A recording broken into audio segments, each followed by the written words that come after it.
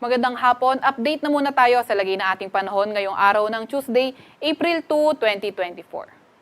Sa kasalukuyan nga ay ridge ng high pressure nag-e-extend sa may silangang bahagi ng Northern at Central Luzon. Kapag ridge ng high pressure area ang nakaka-apekto sa specific na lugar, inaasahan nga natin mas mababa yung tsansa ng mga pag-ulan.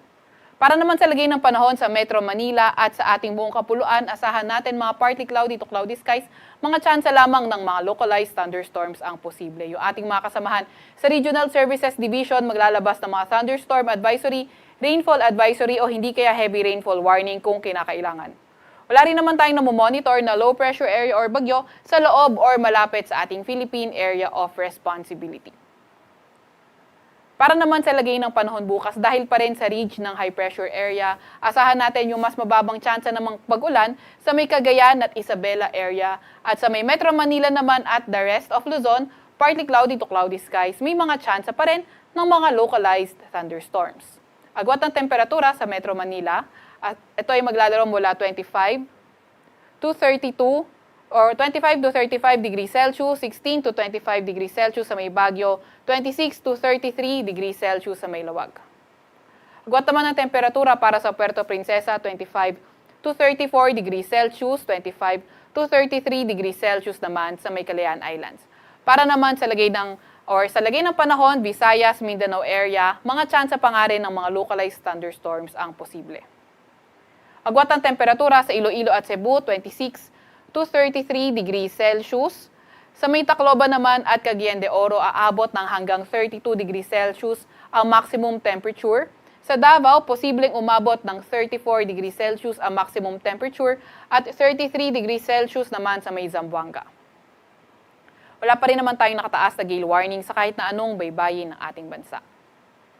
Para naman sa 3-day weather outlook ng mga pangunahing syudad natin, asahan nga natin sa Metro Manila, Baguio City, Legazpi City at sa malaking bahagi ng Luzon, mga tsansa pa nga rin ng mga thunderstorms, yung posibleng magpaulan, mga localized thunderstorms o mga pulupulong mga pag-ulan. Agwat ng temperatura sa Metro Manila sa susunod na 3 araw, 24 to 34 degrees Celsius, 17 to 27 degrees Celsius naman sa Baguio at 24 to 33 or 32 degrees Celsius sa may Legazpi City.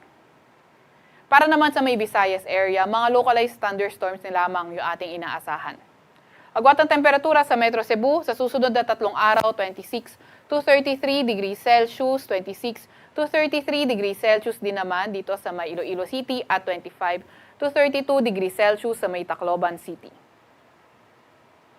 Para naman sa may Mindanao area, mga pangunahing syudad, asahan natin sa may Metro Davao, pati na rin sa may bandang silangang bahagi ng Mindanao, posible magdala ng mga paulan, trough ng low pressure area o hindi kaya easterlies for Thursday and Friday, pero mas magandang panahon naman pagdating ng Sabado. Sa may Cagayan de Oro City, Zamboanga City, and the rest of Mindanao, mga tsansa na nga lang ng localized thunderstorms yung ating inaasahan.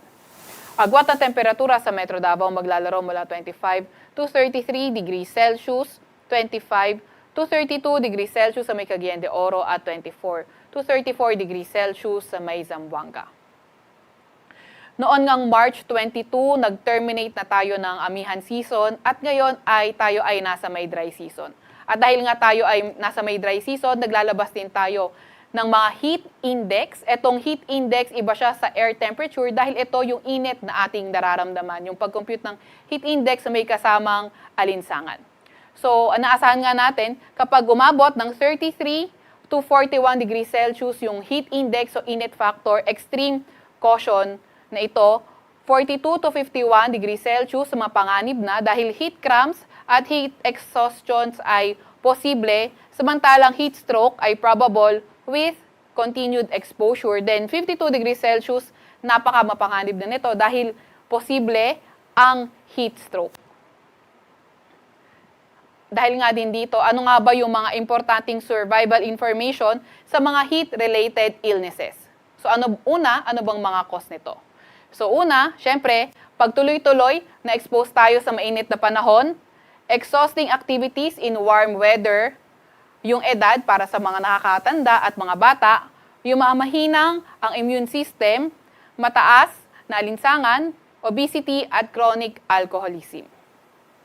Ano mga symptoms nito? Una, matinding pagpapawis, exhaustion or fatigue, nahihilo o headedness o lightheadedness, blackening out or feeling dizzy while standing, weak but fast pulse, feeling nausea or nasusuka, and vomiting. Paano natin ito maiiwasan? Siyempre, unang-una, ilimit natin yung oras natin sa labas. Uminom ng maraming tubig. Avoid natin yung mga mainit na inumin like tsaa at kape. Pati na rin yung mga soda, pati na rin yung mga alak. And then, paglalabas tayo at mainit, magdala tayo palagi ng payong, sombrero, at mga mahabang sleeve. Schedule heavy-duty activities for the beginning or end of the day. So, itong umaga or di kaya hapon to gabi kung saan mas malamig. Ano ang dapat nating gawin for emergency response at para sa mga nakatatamaan na ng sobrang init? So, dapat ilagay natin yung tao sa may shady spot and then i-elevate natin yung legs nila. Kung conscious naman yung tao, painumin ng malamig na tubig. Then, next is tanggalin yung damit, maglagay ng cool water sa balat at magbigay ng ventilation. Apply ice packs to armpits, wrists, ankles, and groin at importanteng madala agad sila sa ospital. So yung heat index, may kita natin ito sa ating website, pag-asa.wst.gov.ph under weather, may kita natin yung heat index. Sa Kalakhang, Maynila, ang araw ay lulubog ng 6:08 ng gabi at sisikat bukas ng 5:51 ng umaga. Huwag magpapahuli sa update ng Pag-asa. I-follow at i-like ang aming Facebook at Twitter account, DOST_Pag-asa. Mag-subscribe sa aming YouTube channel, DOST-Pag-asa Weather Report, at bisitahin ang aming website, pag-asa.dost.gov.ph. At yan po muna ang latest mula sa Weather Forecasting Center ng Pag-asa, Veronica C. Torres.